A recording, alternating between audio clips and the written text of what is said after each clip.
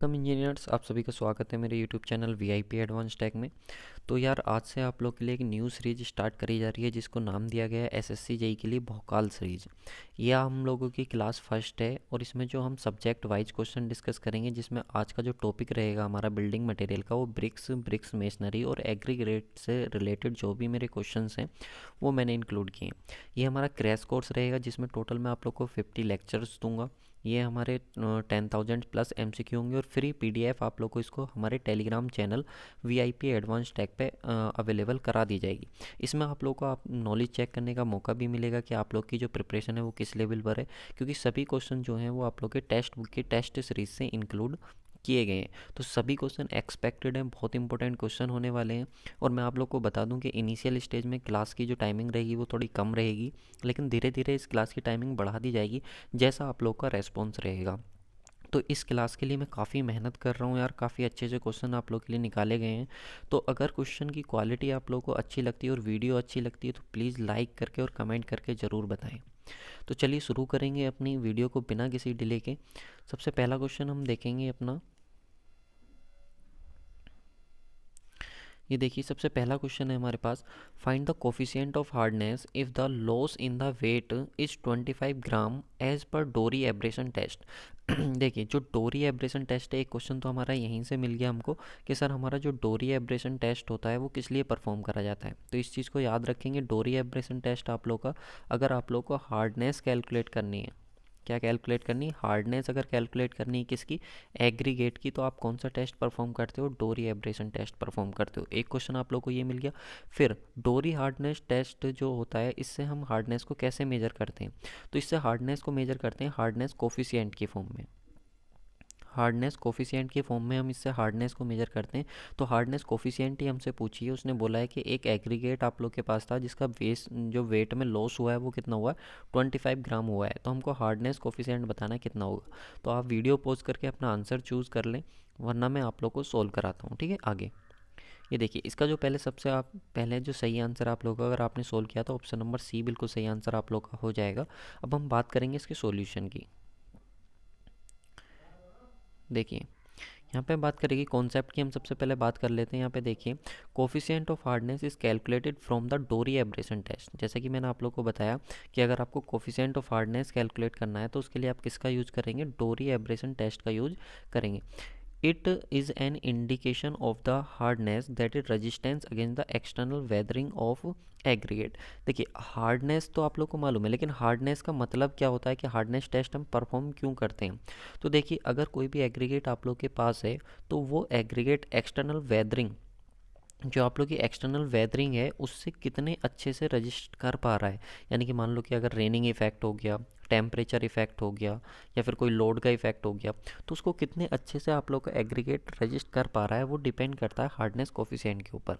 अच्छा सर, इसको कैलकुलेट कैसे करते हैं, तो देखिए इसको कैलकुलेट करने का सबसे बेस्ट तरीका होता है, यहाँ पे आप देख सकते हो इसको कैलकुलेट करने के लिए एक फॉर्मूला गिवन है। It is given by the hardness of coefficient. अगर आपको कैलकुलेट करना है तो फॉर्मूला होता है 20 माइनस के लॉस इन वेट अपॉन 3। यानी कि जब आपने टेस्ट को परफॉर्म करा तो टेस्ट के परफॉर्म करने से पहले उस एग्रीगेट का वेट कुछ और रहा होगा, लेकिन जब आपने टेस्ट को परफॉर्म कर लिया फिर उसके बाद आपने वेट उसको मेजर किया सीव करने के बाद, तो उसमें कुछ ना कुछ क्या हो जाता है, लॉस हो जाता है वेट में। तो जितना लॉस हुआ अपॉन 3, और इसको किस में से माइनस कर देंगे, 20 में से। सही है। इससे रिलेटेड एक और हम मोस्ट इंपॉर्टेंट पॉइंट अपना देख लेते हैं, अभी कैलकुलेट करेंगे उसको। यहाँ पे देखिए, फॉर गुड एग्रीगेट, अगर हम एक अच्छे एग्रीगेट की बात करें तो it should not be less than, अगर एक अच्छे एग्रीगेट की बात करें हम, तो जो हार्डनेस कोफिशिएंट है, जो क्या है हमारा हार्डनेस कोफिशिएंट है, वो हमारा कभी भी 17 से कम नहीं होना चाहिए अगर आपका एग्रीगेट अच्छा है। और अगर मीडियम क्वालिटी का एग्रीगेट है सर, तो वैल्यू कितनी होनी चाहिए, तो मीडियम क्वालिटी के एग्रीगेट में आप लोग की हार्डनेस कोफिशिएंट की वैल्यू 14 से लेकर के 17 के बीच में होनी चाहिए। और अगर सर हमारा लो क्वालिटी का एग्रीगेट है तो लो क्वालिटी के एग्रीगेट में आप लोग की जो हार्डनेस कोफिशिएंट है वो किससे चला जाएगा, लेस देन 14 चला जाएगा। ठीक है, ये भी हमारे लिए एक इंपॉर्टेंट पॉइंट है। यहाँ पे एक और चीज़ है, aggregate having coefficient of hardness less than 14 are termed as too soft for road work. यानी कि अगर आप लोग का देखिए, जैसे कि मैंने आप लोग को बताया कि पुअर क्वालिटी हो जाएगी अगर हार्डनेस कोफिशिएंट 14 से कम आता है। तो अगर 14 से कम आता है सर, तो वो हमारा रोड वर्क के लिए भी जो एग्रीगेट है वो ज़्यादा सॉफ्ट हो जाएगा। तो अब इसको हम कैलकुलेट करते हैं हार्डनेस कोफिशिएंट को। देखिए, जो हमारे पास hardness coefficient loss in weight कितना दे रखा था क्वेश्चन में, 25 ग्राम दे रखा था। कोफिशिएंट ऑफ हार्डनेस कैलकुलेट करना, तो 20 माइनस के 25/3। तो इसको कट कर लीजिए। जब इसको आप कट करेंगे तो 3 8 जा कितना हो जाएगा 24, और 3 4 कुछ इस तरीके से आ जाएगा, 8.34 करके 33 इस तरीके से आ जाएगा। तो जब 20 में से आप माइनस करेंगे 8.33 को, तो यहाँ से हमारे पास वैल्यू हो जाएगी 11.67। तो सही आंसर क्या हो जाएगा 11.67। यानी कि यहाँ पे देखिए, जो हमारा कोफिशिएंट ऑफ हार्डनेस है वो क्या आया, लेस देन 14 आया। लेस देन 14 आया मतलब ये जो हमारा एग्रीगेट है ये ज़्यादा ही सॉफ्ट है। किस तरीके का एग्रीगेट है हमारा, सॉफ्ट टाइप का एग्रीगेट है, जिसको हम रोड वर्क के लिए भी यूज़ नहीं कर सकते, जिसको हम रोड वर्क के लिए भी यूज़ नहीं कर सकते। अगर यार चीज़ें आप लोग को अच्छी लग रही हैं तो सच में बहुत मेहनत मैंने की है इस सीरीज़ को बनाने के लिए। मैं आप लोग का बहुत अच्छा रेस्पॉन्स इस सीरीज़ पर चाहता हूँ। अगर आप लोग मुझे सपोर्ट करेंगे तो सच में मैं आप लोग को बहुत सारे टेस्ट सॉल्व कराने वाला हूँ। 50 बोला है लेकिन 50 प्लस ही कराऊंगा, उससे कम नहीं कराऊंगा, ठीक है। तो आप लोग का रेस्पॉन्स जैसा रहेगा वैसे ही मैं इसको सोल्व कराऊंगा। तो प्लीज़ ज़्यादा से ज़्यादा वीडियो को लाइक और शेयर करें यार, और अपना रेस्पॉन्स बताते रहें कि सर चीज़ें अच्छी चल रही हैं कि नहीं, ठीक है। चलो नेक्स्ट क्वेश्चन पे आ जाते हैं। नेक्स्ट क्वेश्चन रहेगा हमारा क्वेश्चन नंबर 2।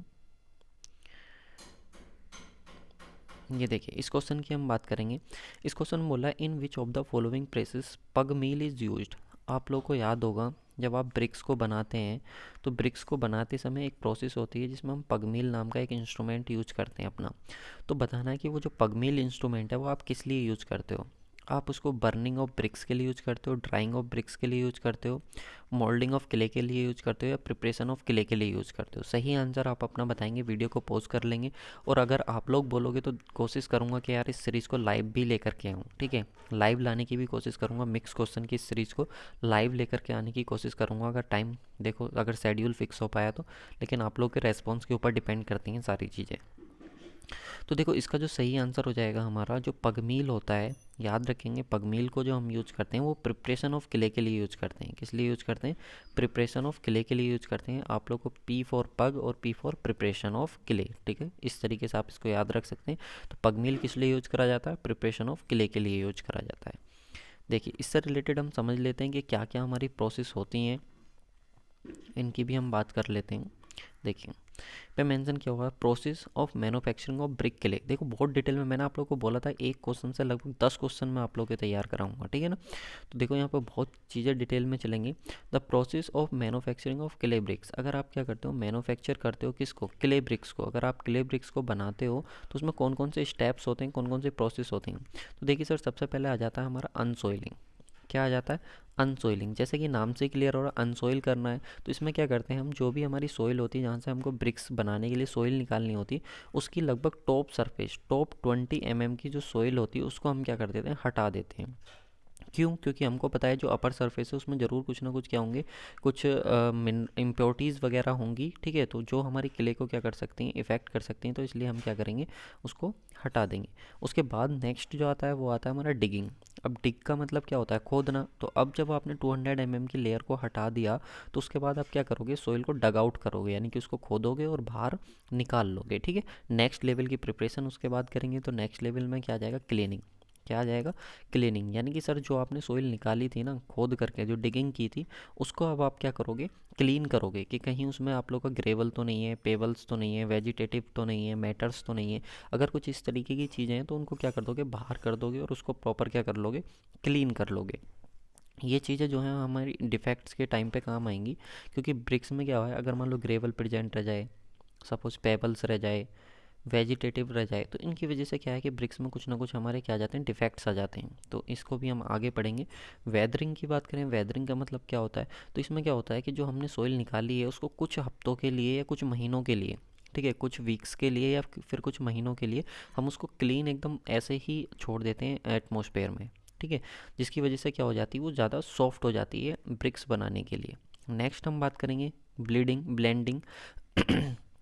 तो ब्लेंडिंग की अगर हम बात करेंगे तो is the process in which ingredient of bricks is specified proportion is required to spread over the surface of earth. यानी कि इसमें क्या होता है कि जो चीज़ें हमको उसको मिलानी होती हैं उनको हम मिक्स करके उसको अर्थ के सरफेस पे उसको ऐसे ही खुला छोड़ देते हैं, ठीक है, स्प्रेड ओवर कर देते हैं, यानी कि उसको अच्छे से फैला देते हैं अर्थ की सरफेस पे। नेक्स्ट आता है हमारा टेम्परिंग।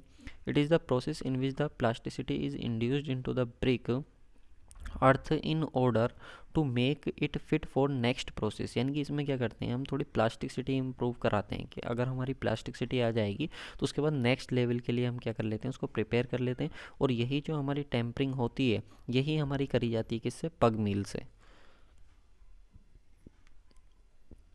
यही जो टेम्परिंग होती है हमारी, यही करी जाती है पग मिल से। और ये जो पग मिल में टेम्परिंग करी जाती है, इसी को हम बोलते हैं प्रिपरेशन ऑफ क्ले। यानी कि हम क्या करते हैं, एक ब्रिक्स बनाने के लिए अपनी जो क्ले है उसको अच्छे तरीके से प्रिपेयर कर लेते हैं। इससे रिलेटेड देख लीजिए, पग मिल से रिलेटेड। अब पग मिल और पग मिल is a machine in which the clay or other material are mixed into a plastic state in order to make clay fit for the next process of preparation of bricks। यानी कि इसमें क्या करते हैं, हम जो भी चीज़ें मिलानी होती हैं उनको सबको इंग्रेडिएंट को एक जगह करके और क्ले को हम क्या कर लेते हैं, ब्रिक्स बनाने के लिए अच्छे तरीके से प्रिपेयर कर लेते हैं। Industrial application are founded in pottery, bricks, cement and some parts of the cement and asphalt mixing process. यानी एक तरीके से पगमिल कुछ भी नहीं है, एक आप लोग की क्या है, मिक्सिंग प्रोसेस है। It is used for tempering brick earth. और जो मैंने आप लोग को बताया टेम्परिंग पर्पज़ के लिए, यानी कि उसी को जो हमने मिक्स तैयार करा उसको प्रॉपर तरीके से तैयार करने के लिए हम किसका यूज करते हैं, पग मिल का यूज करते हैं। चलिए नेक्स्ट क्वेश्चन पे आ जाते हैं। हम नेक्स्ट क्वेश्चन की बात करेंगे।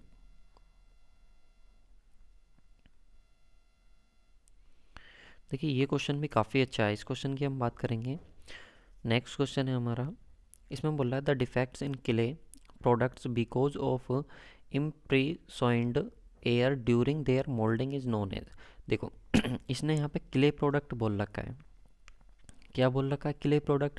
और क्ले प्रोडक्ट क्या होता है हमारा, ब्रिक्स होता है। तो इसने डायरेक्ट ब्रिक्स ना दे करके क्वेश्चन में थोड़ी चालाकी करी, क्ले प्रोडक्ट दे दिया। उसने कहा कि जब आप क्या करते हो, क्ले प्रोडक्ट तैयार करते हो, और क्ले प्रोडक्ट तैयार करते समय अगर आप लोग की यानी कि ब्रिक्स बनाते समय अगर उसमें थोड़ी एयर क्या कर जाती, इम्प्रीसॉइंड हो जाती। इम्प्रीसॉइंड का मतलब होता है एयर क्या हो जाती है, उसमें ट्रैप हो जाती। एयर अगर फंस जाती है उसके अंदर, तो मोल्डिंग करते समय तो इनमें से कौन सा डिफेक्ट उसके अंदर आ जाता है। तो सही आंसर बताएंगे, क्वेश्चन का सही आंसर क्या होगा, अपना आंसर चूज़ कर लेंगे। उसमें क्रैक्स आ जाएंगी अगर एयर एंटर कर जाएगी तो, उसमें स्पॉट्स आ जाएंगे, उसमें लेमिनेशन हो जाएगी। लेमिनेशन तो वाटर की वजह से होती है आप लोग की, लेमिनेशन हो जाएगी तो लेमिनेशन तो नहीं होगी, या फिर ब्लिस्टर हो जाएगा। तो बिल्कुल इसका सही आंसर जो हो जाएगा, जिस किसी ने भी ऑप्शन नंबर ए सेलेक्ट किया उसका आंसर बिल्कुल सही है। इसका सही आंसर क्या होगा, ब्लिस्टर होगा। चलिए बात कर लेते हैं डिफेक्ट्स ऑफ ब्रिक्स की। देखिए सही आंसर जो हो जाएगा आप लोग का ऑप्शन नंबर ए बिल्कुल सही आंसर हो जाएगा। इसकी फ्री पीडीएफ आप लोग को अवेलेबल करा दी जाएगी, बिल्कुल परेशान होने की ज़रूरत नहीं है। वीआईपी एडवांस टैग पे आप लोग को आज इवनिंग तक, ठीक है, लेक्चर मॉर्निंग में मिल रहा है तो इवनिंग तक आप लोग को क्या है, इसकी पीडीएफ अवेलेबल करा दी जाएगी। डिफेक्ट्स की बात करेंगे, डिफेक्ट्स इन ब्रिक्स के, ब्रिक्स में आप लोग के कौन कौन से डिफेक्ट्स होते हैं। सबसे पहले बात करेंगे ब्लिस्टर की। तो देखिए ब्लिस्टर की हम बात कर लेते हैं। Due to air imprisoned during their moulding. जब आप मोल्डिंग करते हो ब्रिक्स की, मोल्डिंग यानी कि आपको पता होगा दो तरीके से होती है, हैंड मोल्डिंग होती है, एक मशीन मोल्डिंग होती है।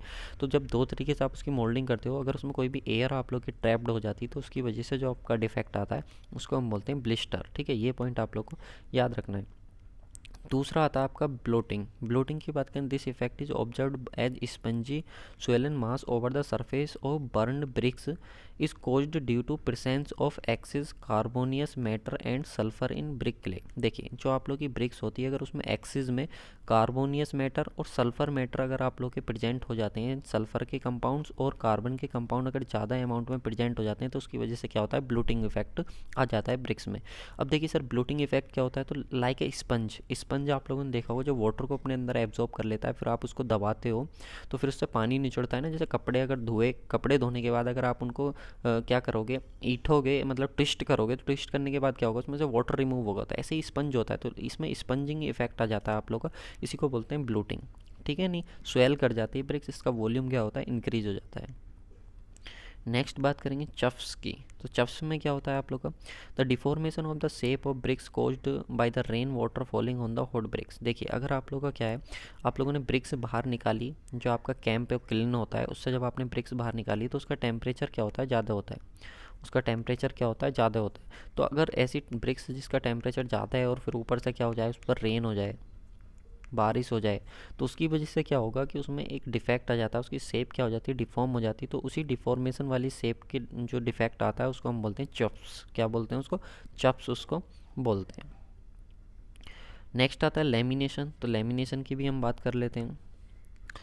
These are caused by the entrapped air in the voids of clay. देखिए जब आप लोग की क्या होती क्ले अगर आप लोग की एंटर कर जाती है, ठीक है, क्ले अगर एंटर कर जाती है किस में, क्ले में, वहाँ पे क्या थी, सॉरी, एयर जब एंटर कर जाती है आप लोग की क्ले में, वहाँ पे क्या थी, जो एयर एंटर कर रही थी वो at the time of moulding, किस टाइम में एंटर कर रही थी, मोल्डिंग के समय एंटर कर रही थी। लेकिन यहाँ पे अगर प्रिपरेशन ऑफ क्ले के समय अगर आप लोग की एयर एंटर कर जाती है तो उसकी वजह से क्या होता है, लेमिनेशन होता है। वहाँ पे मैंने आई थिंक आप लोग को वाटर बता दिया था तो वो बाई मिस्टेक हो गया।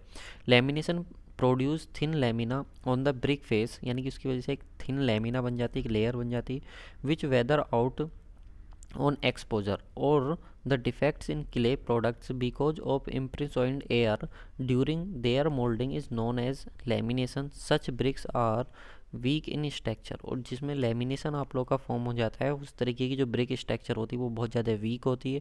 किसकी वजह से होती है, इंट्रैप्ड एयर की वजह से होती है। ये चीज़ आप लोग को ध्यान रखनी है। चलिए नेक्स्ट हम आ जाते हैं नेक्स्ट क्वेश्चन की तरफ। थोड़ा जल्दी जल्दी क्वेश्चन को करने की कोशिश करेंगे, फिर वीडियो ज़्यादा लेंथी हो जाएगी। नेक्स्ट हम बात करेंगे brick laid with the length parallel to the face of wall is known as. अगर मान लीजिए कि आपने जो ब्रिक है वो किस तरीके से लेड की हैं, किस तरीके से बिछाई हैं, उसके फेस के अलोंग इस तरीके से आपने उसको बिछाया हुआ है, तो उसका जो होगा सामने जो फेस होगा उसको किस तरीके से हम बोलेंगे, उसको स्ट्रेचर बोलेंगे, हेडर बोलेंगे, क्लोजर बॉन्ड। तो आप सबको मालूम है ये आपका कौन सा पॉइंट है, स्ट्रेचर वाला पॉइंट है, ठीक है। और सामने वाला जो पॉइंट होता है वो कौन सा होता है, हेडर वाला होता है, ठीक है। तो ये फेस वाला पॉइंट स्ट्रेचर वाला होता है, तो इसका सही आंसर क्या हो जाएगा, स्ट्रेचर बिल्कुल सही आंसर हो जाएगा, ठीक है। चलिए नेक्स्ट क्वेश्चन पे मूव करेंगे। इससे पहले मैं आप लोग को दिखा देता हूँ, ये देख लीजिए कुछ इस तरीके से आप लोगों को सो रहा होगा। स्टैंडर्ड साइज़ का ब्रिक जो होता है आप लोग का 19x9x9 होता है, जो कि सेंटीमीटर में होता है। अगर आप इसको में करेंगे तो 190x90x90 आप लोग का आ जाएगा, ठीक है। ब्रिक से रिलेटेड भी एक साइज से रिलेटेड भी क्वेश्चन है। A stretcher is longer face of the brick as seen on in the elevation in the brick size is जितना फेस इज वेदर। ये देख लीजिए आप लोग का इस तरीके से एलिवेशन में और इस तरीके का आप लोग का प्लान में। एलिवेशन मतलब समझ रहे हो ना, सामने से इसको देख रहे हो। इसका प्लान का मतलब होता है इसको आप टॉप से देख रहे हो, ठीक है, टॉप व्यू से आप देख रहे हो, तो इस तरीके से आप लोग को नज़र आएगा, ठीक है। और अगर आप एलिवेशन देखोगे साइड से तो इस तरीके से नज़र आएगा, ठीक है। नेक्स्ट क्वेश्चन की बात करेंगे। नेक्स्ट क्वेश्चन भी अपने आप में बहुत ज़्यादा इंपॉर्टेंट है। देखिए नेक्स्ट क्वेश्चन की हम बात करें तो next question, a good brick earth should contains alumina in the following limit. आप लोग को बताना है कि जो एलुमिना होता है आप लोग का ब्रिक में वो कितने अमाउंट में प्रेजेंट होता है। तो देखिए एलुमिना आप लोग का ये है, ठीक है। तो एलुमिना में एक वर्ड आ रहा है आप लोग का यू, ठीक है, क्या आ रहा है यू। और यू का कोड अगर हम देखें ABCD के हिसाब से तो यू का कोड कितना होता है 21। यू का कोड कितना होता है 21, क्योंकि यू को आप इस तरीके से लिखते हो। तो यू को जब आप इस तरीके से लिखते हो तो देखो ये तो बन गया आप लोग का 2, तो 2 तो ये आई है और ये आप लोग का हो गया 1। तो इस तरीके से यू का कोड होता है आप लोग का 21। तो यू का कोड अगर 21 होता है तो एलुमिना प्रेजेंट होगा लगभग 21%, यानी कि 21%। तो 21% के अप्रोक्स ऑप्शन देख लीजिए कौन सा, ऑप्शन नंबर 2 बिल्कुल सही आंसर हो जाएगा, ठीक है। तो इस तरीके से हम इसको याद रख लेते हैं। बाकी और चीज़ें होती हैं, सबकी ट्रिक है। मैंने आप लोग को जो बिल्डिंग मटेरियल कराया हुआ है, जो BMC कराया हुआ है गुप्ता एंड गुप्ता बुक से, उसमें सभी आप लोग को ट्रिक्स वगैरह बता रखी हैं कि कौन सी चीज़ किस तरीके से आप लोग को याद करनी है। वो सीरीज़ आप देख सकते हैं, वो सीरीज़ आप लोग के लिए बहुत बेनिफिशियल होगी। उसके बाद आ जाता है, देखिए अलग अलग कंपोजिशन की बात कर लेते हैं ब्रिक्स की कि कौन सी चीज़ कितनी होती है। तो आप लोग को याद रखना सिलिका कितना होता है आप लोग का 50 से 60% होता है। ये चीज़ आप लोग को याद रखनी। इसका काम क्या होता है ये चीज़ आप लोग को ध्यान रखना। ये इम्पार्ट करता है यूनिफॉर्म शेप जो होती है ब्रिक्स की वो आप लोग को प्रोवाइड करता है। और प्रिवेंट करता है, किस चीज़ से प्रिवेंट करता है, क्रैकिंग से, श्रिंकेज से और वार्पिंग से प्रिवेंट करता है। और एक क्वेश्चन बहुत ज़्यादा पूछा जाता है कि अगर सिलिका एक्सिस में हो जाए, अगर सर सिलिका एक्सिस में हो जाए, सिलिका अगर ज़्यादा प्रेजेंट हो जाए ब्रिक्स में तो उसकी वजह से ब्रिक्स क्या हो जाती है, ब्रिटिल हो जाती है। One of the most important question जिसको आप छोड़ के नहीं जा सकते किसी भी हालत में। नेक्स्ट बात करेंगे एलुमिना। अच्छा इसको याद कैसे रखेंगे, तो मैंने आप लोग को बताया सिलिका, तो ब्रिक्स तो बनी हुई सिलिका से होती है क्ले, तो आप लोग का मैक्सिमम यही प्रेजेंट होगा। तो 50 से 60% आप लोग का यही प्रेजेंट होता है, ठीक है। चलिए नेक्स्ट एलुमिना का काम क्या होता है, प्लास्टिसिटी इम्पार्ट करना होता है। प्लास्टिसिटी देता है 20 से 30% के बीच होता है। अगर एक्सिस में हो जाता है तो उसकी वजह से ब्रिक्स क्या कर जाती है, श्रिंक कर जाती है और वार्प कर जाती है, ठीक है, during the time of burning, जब उसको आप बर्न करते हो तो। नेक्स्ट बात करेंगे लाइम। तो लाइम को देख लीजिए सर, लाइम की अगर आप बात करोगे तो लाइम आप लोग का क्या है, 5% होता है। अच्छा सर, लाइम को कैसे याद रखें, तो लाइम जो होता है, देखो शुड नॉट ग्रेटर देन लिखा हुआ, मतलब इससे ज़्यादा नहीं होना चाहिए। तो अगर आप बात करोगे लाइम की, तो लाइम आप लोग देखो तो लाइम में कितने वर्ड आ रहे हैं, 1 2 3 4, यानी कि लाइम आप लोग का कितना होना चाहिए, 4% होना चाहिए, यानी कि 4 से 5%। तो ऐसे आप इसको याद रख सकते हैं। बात करेंगे आयरन ऑक्साइड की। तो देखो आयरन ऑक्साइड जो होता है, इसका काम होता है आप लोग को ब्रिक्स को, एक सेकेंड, इसका काम होता है ब्रिक्स को आप लोग को कलर प्रोवाइड कराना। जो रेड कलर ब्रिक्स में आता है वो आयरन ऑक्साइड की वजह से आता है आप लोग का। अच्छा सर, आयरन ऑक्साइड होता कितने प्रेजेंट है, तो आप लोग को पता होना चाहिए, आयरन ऑफ ऑक्साइड जो होते हैं आप लोग के 5 to 6% प्रेजेंट होते हैं। एक्चुअली मैं इसको ऐसे लिखता हूँ, आयरन ऑफ ऑक्साइड्स, मैं तो इसको इस तरीके से लिखता हूँ, आयरन ऑफ ऑक्साइड्स। तो इसमें आयरन ऑफ ऑक्साइड्स में ऑफ आ रहा है, यानी कि एफ आ रहा है, और एफ का कोड कितना होता है, एबीसीडी में 6 होता है। तो इसका जो परसेंटेज होता है वो 5 से 6% आप लोग का होता है। इस तरीके से आप इसको याद कर सकते हैं, ठीक है। मैंने बोला ना यार, सच में बहुत मेहनत की है मैंने इस सीरीज़ को बनाने में, तो आप लोग का रेस्पॉन्स भी मुझे बहुत ज़्यादा हाई चाहिए इस पर, और एक वैल्यूएबल और एक प्यारा सा कमेंट तो ज़रूर चाहिए, और एक शेयर भी आप लोगों से चाहिए। अगर आप लोग भी यार अपना फ़ायदा चाहते हो तो प्लीज़ थोड़ा सा मेरे लिए भी यार कीजिए, वीडियो को शेयर ज़रूर कीजिए अपने दोस्तों के साथ। उसके बाद अगर हम बात करें, उसके बाद मैग्नीसा, तो मैग्नीसा का काम भी क्या होता है, कलर देना होता है, और ये श्रिंकेज को क्या करता है, कम करता है, ठीक है। ये चीज़ आप लोग को याद रखनी। नेक्स्ट क्वेश्चन की बात करेंगे।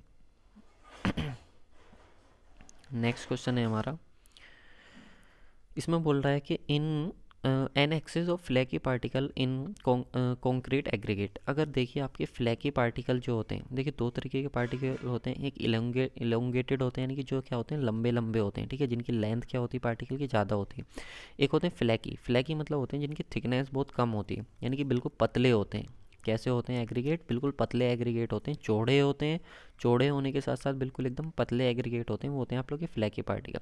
तो फ्लैकी पार्टिकल अगर एग्रीगेट आप लोग के प्रेजेंट हैं किसमें, कॉन्क्रीट में, तो उसकी वजह से आप लोग की वर्केबिलिटी क्या होगी, डिक्रीज़ होगी, बिल्कुल होगी। Increase the quantity of water and sand, बिल्कुल quantity of water and sand बढ़ानी पड़ेगी आप लोगों को उनके बीच के वर्ड्स फिल करने में। Affects the durability of concrete, बिल्कुल ड्यूरेबिलिटी उसकी लाइफ पे भी बिल्कुल अफेक्ट करेंगे।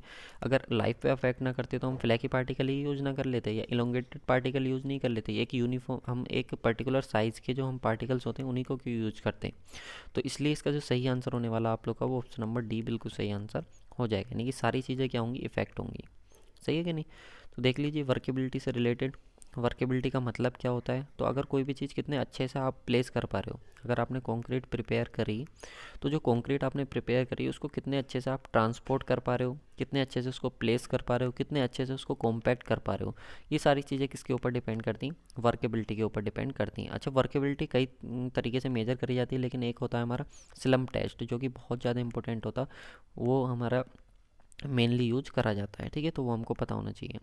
अच्छा, अगर एक चीज़ और हम बात करें, तो यहाँ पे एक चीज़ आप देख सकते हैं, increase in the volume of words leads to increase the water content and sand in the concrete. अगर आपका वॉल्यूम इंक्रीज हो रहा है, वॉल्यूम ऑफ वर्ड्स अगर इंक्रीज हो रहे हैं, तो वाटर कंटेंट भी बढ़ जाएगा, और यहाँ पे जो आप लोग की सैंड है वो भी क्या होगी, बढ़ जाएगी।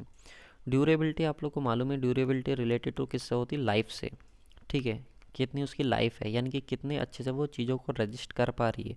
वेदरिंग एक्शन कैसा है, केमिकल अटैक्स को कितने अच्छे तरीके से रजिस्ट कर पा रही है। तो ये सारी चीज़ें आप लोग की किसके ऊपर डिपेंड करती हैं, ड्यूरेबिलिटी के ऊपर डिपेंड करती है। और डिटेल में अगर आप पढ़ना चाह रहे हो तो पीडीएफ मैंने आप लोग को बता ही दिया, अवेलेबल करा दी जाएगी, ठीक है। चलो नेक्स्ट क्वेश्चन की हम बात करेंगे। नेक्स्ट क्वेश्चन है हमारा, देखो ये तो एकदम सिंपल सा क्वेश्चन है। फ्रॉग जो होता है ब्रिक्स के अंदर आप लोगों ने देखा होगा, इस तरीके का जो बना हुआ होता है फ्रॉग, तो वो कहाँ पर बनाया जाता है, आप लोग का टॉप पे बनाया जाता है, ठीक है। इसका काम क्या होता है, तो बॉन्डिंग, प्रॉपर एक अच्छे तरीके से बॉन्ड प्रोवाइड कराना ब्रिक मेसनरी में, वो इसका काम होता है। सही है। यहाँ पे देख लीजिए एक क्वेश्चन यहाँ से पूछा जाता है कि सर ये बताइए कि फ्रॉग का साइज़ क्या होता है। तो फ्रॉग का साइज़ आप याद रखेंगे यार, ये बहुत इंपॉर्टेंट पॉइंट है, आप स्क्रीनशॉट ले लीजिए या कुछ भी। जो फ्रॉग का साइज़ होता है आप लोग का वो 100/40/10, यानी कि अगर हम बात करें तो 10 × 4 × 1 सेंटीमीटर में होता है आप लोग का, ठीक है। और अगर बात करें डेप्थ की, तो डेप्थ आप लोग की 10 to 20 तक वेरी करती है। ये चीज़ आप लोग को याद रखनी बहुत इंपॉर्टेंट है। एक तो साइज़ इसका याद रखना, साइज़ कई बार पूछा जाता है, और एक इसका हमारा क्या है, डेप्थ भी पूछी जाती है। तो डेप्थ 10 to 20 होगी हमारी। और साइज़ की अगर हम बात करें तो 100 बाई 40 बाई 10 क्या होता है हमारा इसका साइज होता है। यहाँ पे देख लीजिए पर्पज़ क्या होता है, तो मैंने आप लोगों को बता दिया, प्रॉपर तरीके से एक बॉन्ड उसको होल्ड करके रखना, एक प्रॉपर तरीके से बॉन्ड देना, वो इसका काम होता है। नेक्स्ट क्वेश्चन की बात करेंगे। नेक्स्ट क्वेश्चन है हमारा ये, जिसकी हम बात करेंगे, the required minimum compressive strength of building bricks as recommended by IS 1077 1957 and 1970 के अकॉर्डिंग आप लोग को मिनिमम कंप्रेसिव स्ट्रेंथ बतानी है। तो आप सब लोगों को मालूम होगा यार, ब्रिक्स की मिनिमम कंप्रेसिव स्ट्रेंथ कितनी होती है, 35 किलोग्राम पर सेंटीमीटर स्क्वायर होती है, यानी कि 3.5 न्यूटन पर mm²। ठीक है, न्यूटन पर mm में पूछे तो कितनी होती है, 3.5 न्यूटन पर mm² होती है, और किलोग्राम में पूछे तो कितनी होती है, 35 किलोग्राम पर सेंटीमीटर। सेकंड क्लास की कितनी होती है, 70 किलोग्राम पर सेंटीमीटर स्क्वायर होती है। और अगर हम बात करें फर्स्ट क्लास की, तो फर्स्ट क्लास की जो होती है आप लोग की, वो 105 किलोग्राम पर सेंटीमीटर स्क्वायर। 35 जो होती है वो थर्ड क्लास ब्रिक्स की होती है आप लोग की। तो मिनिमम ये पूछी तो मिनिमम तो थर्ड क्लास की होगी आप लोग की। ठीक है, तो ये सारी चीज़ें आप लोग को वहाँ पे टेलीग्राम पे मिल जाएंगी, मैंने आप लोग को बता दिया, ये देख लीजिए। जो आप लोग को याद रखना है, या तो आपसे किलोग्राम में पूछेगा या फिर न्यूटन पर mm² में पूछेगा। ठीक है, इंपॉर्टेंट पॉइंट्स क्या हैं वो देख लीजिए एक बार। Factor affecting the allowable compressive stress of bricks masonry are follows. एक तो टाइप क्या है, किस टाइप की ब्रिक्स है, और कितनी स्ट्रेंथ है, यानी कि आप लोगों को मालूम होगा, जैसा कि मैंने अभी आपको बताया कि जो फर्स्ट क्लास की ब्रिक्स है उसकी स्ट्रेंथ कितनी होती है आप लोग की। फर्स्ट क्लास की जो ब्रिक्स है उसकी कंप्रेसिव स्ट्रेंथ, और सेकंड क्लास की और थर्ड क्लास की जो होती है, फर्स्ट क्लास की 105 होती है, फर्स्ट क्लास की 105 होती है, सेकंड क्लास की 70 होती है, और थर्ड क्लास की 35 होती है किलोग्राम पर सेंटीमीटर स्क्वायर में। ठीक है, और मोटार के ऊपर भी डिपेंड करेगा कि किस तरीके का मोटार आपने यूज करा यार उसको बाइंड करने के लिए, और सिलेंडरनेस रेशियो के ऊपर भी डिपेंड करेगा। सिलेंडरनेस रेशियो को देख लीजिए एक बार। Compressive strength of bricks masonry depends upon the slenderness ratio which is turn depends upon the cross sectional area and the geometrical properties. Higher the slenderness ratio higher will be the allowable compressive strength. देखिए, जो slenderness ratio होता है BRICS masonry में, वो depend करता है cross sectional area के ऊपर। ठीक है, अगर मान लीजिए कि कहीं पर स्लेंडरनेस रेशियो आप लोग का बहुत ज़्यादा है, तो उसकी वजह से क्या होगी, कंप्रेसिव स्ट्रेस भी आप लोग की ज़्यादा होगी, यानी कि ज़्यादा स्ट्रेस को आप अलाउ कर सकते हो, ज़्यादा वो कैरी कर सकती है। चलिए नेक्स्ट क्वेश्चन पे हम आ जाते हैं। नेक्स्ट क्वेश्चन है आप लोग का, what is the thickness of 1.5 brick wall made up of standard modular brick. देखिए, जो मॉडुलर ब्रिक है उससे आप लोग की ब्रिक्स बनी हुई है, तो मॉडुलर ब्रिक्स कितनी हो जाएगी, 20 × 10 × 10। ठीक है, उससे आप लोग को 1.5, तो वन ब्रिक की लेंथ तो कितनी होगी 20, और हाफ की कितनी हो जाएगी 10, तो कितना हो जाएगा ओवरऑल 30 हो जाएगा। तो सही आंसर क्या हो जाएगा, ऑप्शन नंबर बी बिल्कुल सही आंसर हो जाएगा। यहाँ पे देखिए साइज़ की बात कर लेते हैं ब्रिक्स की, क्वेश्चन पूछा जाता है कई बार। देखिए, अगर हम बात करें स्टैंडर्ड साइज़ की ब्रिक्स की, तो 19 × 9 × 9 होता है। अगर पूछे 1.5 ब्रिक आप लोग की स्टैंडर्ड साइज़ की है, तो कितना हो जाएगा, 19 एक हो जाएगा आप लोग का, और दूसरा क्या हो जाएगा 9 का जो आप लोग क्या करेंगे, हाफ करेंगे, तो 19, एक second, if 1.5 brick wall of to be made the thickness of ball become, तो थिकनेस आप लोग की कितनी हो जाएगी 19 × 9, तो यहाँ से ओवरऑल कितना आ जाएगा 28 सेंटीमीटर आ जाएगा। वन, अच्छा वन इन्होंने मोर्टार और लिया हुआ है। ठीक है, 1 सेंटीमीटर क्या लिया हुआ, मोर्टार और लिया हुआ है। ठीक है, तो इसलिए ओवरऑल कितना हो जाएगा आप लोग का 29 हो जाएगा।